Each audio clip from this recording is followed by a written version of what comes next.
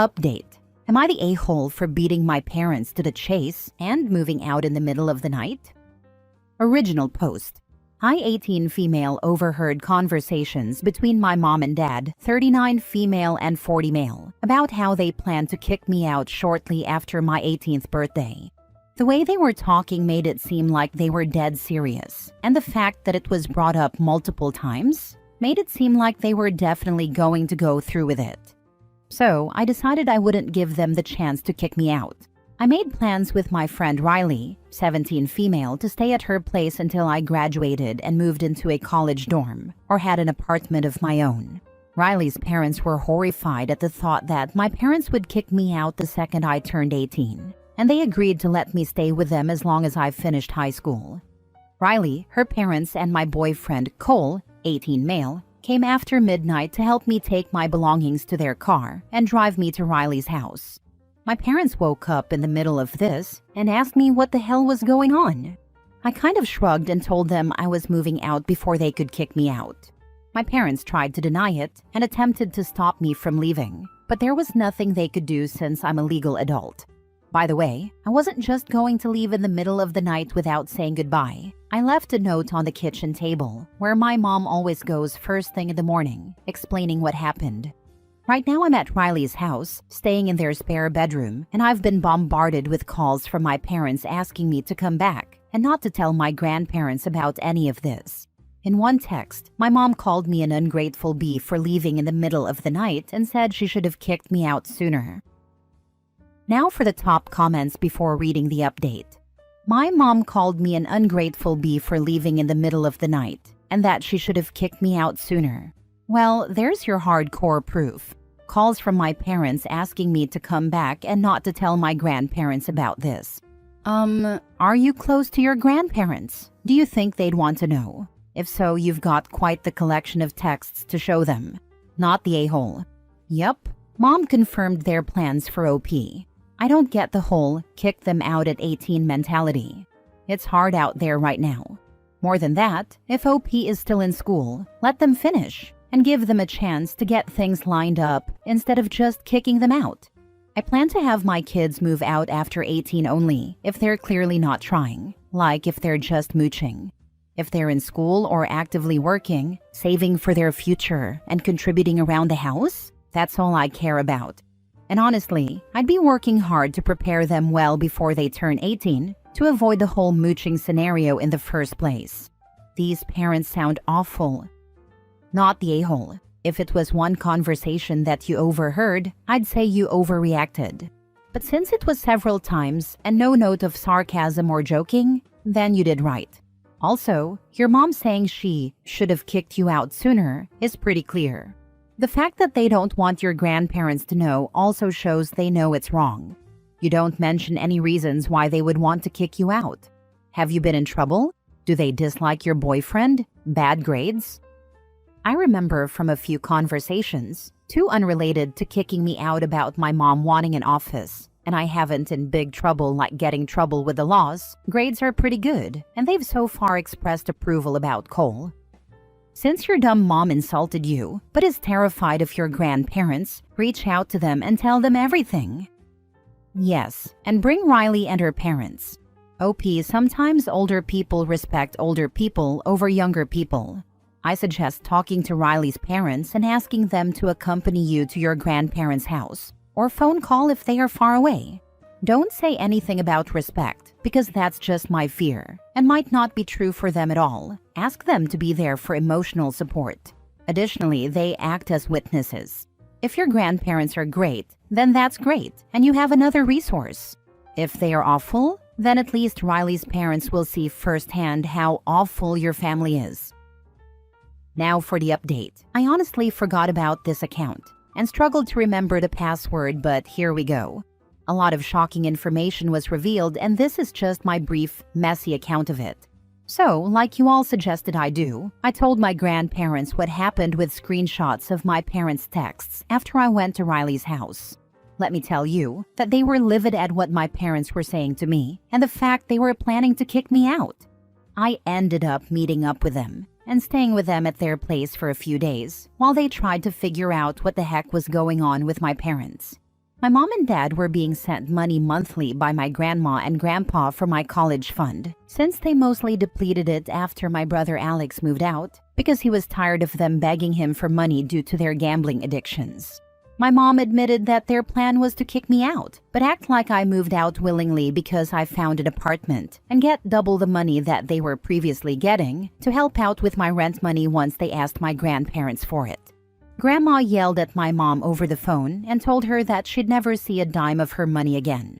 She told my mom that she would rewrite her will so that the money my mom would have gotten would go to me, which my mom freaked out at. My dad blew up my phone one more time before I blocked both him and my mom's numbers for good, calling me an evil C-word and telling me that he wished my mom aborted me. So yeah, I talked with my brother, Alex, and the only thing he really had to say, or ask, I guess, was why our parents' scummy behavior hadn't been called out when they were trying to legitimately steal his paychecks to go gamble. I'm sorry if this is kinda rambly, but this was the best I could do at the moment. Thank you all for your advice, and I'll maybe give another update if anything else happens, but I doubt it will. Poor OP. I wish her brother warned when he moved out, but it probably happened when she was too young to do anything. Now, as an adult, she can escape. I think he's probably upset the grandparents didn't do for him what they are for OP. Often when you're in situations like this, the abusers make you think, in subtle ways, that no one in the family is on your side. You end up believing that everyone knows and no one cares. And so, keeping quiet and disappearing feels like the only way to stay safe from further bullying or manipulation. At this point, I think that if you drain a kid's college fund, especially one that, from the sound of it, was contributed to by others, to fund your addictions, it should be straight to prison. I don't care if it's your right. Be a good parent in at least that one way, because if you're doing that, you're guaranteed to be screwing up other ways too. As soon as they said, don't tell your grandparents, I was like, drug addicts. Nope, gambling. What an unrefreshing surprise. Gambling addicts are the absolute freaking worst. The trail of destruction they leave is incredible. I think that gambling and food addictions are the most insidious and in some ways hardest to break. Apart from chemical dependency, no one needs alcohol or cocaine or heroin. Once a person claws their way to sobriety, no mean feat to be sure, they can structure their lives in such a way that they don't have to encounter alcohol or drugs every single day. But gambling addictions are not like that. You have to have money to get by. There is no money-free option to life, so the thing that you need for your addiction is also the thing you need to keep a roof over your head. Same with food. You obviously can't cut food out of your life. In both cases, the person needs to achieve a level of self-control that gives them access to the thing they're addicted to, but that doesn't enable their destructive tendencies. Next story. Am I the a-hole for cutting off my siblings for forgiving our mother for abusing me? I, 29 male, have a younger brother, 25, and younger sister, 24. When we were kids, our dad died. I'm the only one who remembers him.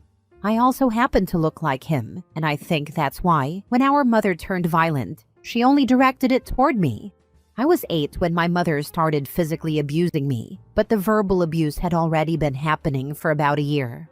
She would scream at me to stop being so useless, or worthless. Which word she used depended on the day. She called me retarded and would threaten to whip me just for looking at her. Then she became physically violent. She would punch me, slap me, burn me with cigarettes, stab me with her fork, just all kinds of things. A few times, she just beat the crap out of me while screaming the whole time. My siblings knew it was happening, but she left them alone and focused all her rage on me. That's why I believe looking like my dad made me a target. She would just fly into these uncontrollable rages around me. When I turned 18, I moved out, and my siblings moved out with me. I had already been taking care of them for 3 years at that point. Our mother had stopped caring for them, so I stepped up. They lived with me and my now wife until a couple of years ago. They stayed through college, and I did my best to support them. So, when they told me they were back in touch with our mother, it stung. But I knew they were adults who could make their own choices, and it didn't have anything to do with me. I just asked them not to tell me anything about her. I didn't want to hear how she was doing or what was going on in her life. They seemed to respect that at first, but then they wanted us all to have dinner together, and they started talking about her meeting my unborn child. I had to remind them that I was not going to have a relationship with her, and I told them she had some nerve expecting to be in my life, let alone my child's. That's when they told me they had forgiven her for everything and had reassured her that it was all okay, that there was no bad blood.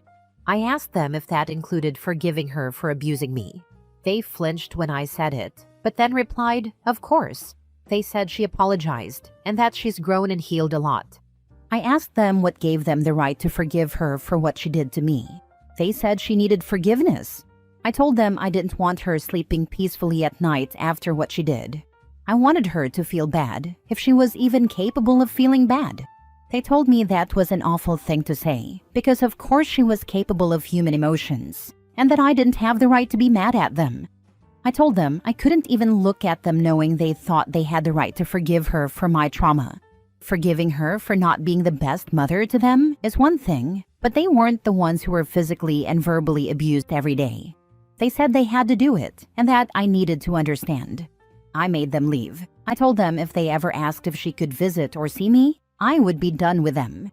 After that, I cooled off for a few weeks and focused on my wife and our unborn child.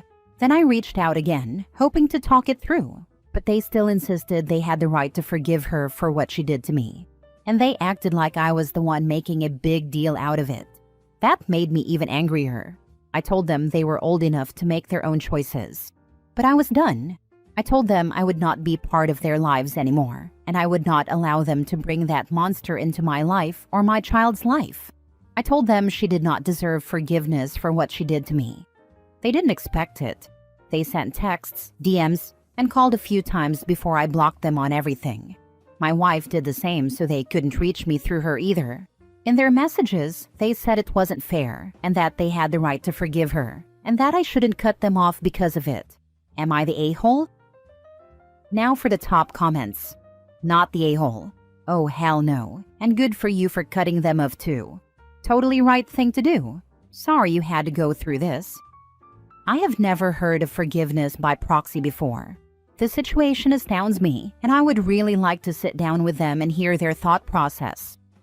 You know, they say forgiveness is a gift, but in your case, it sounds more like a gift receipt for something you never wanted in the first place. A refund is definitely in order.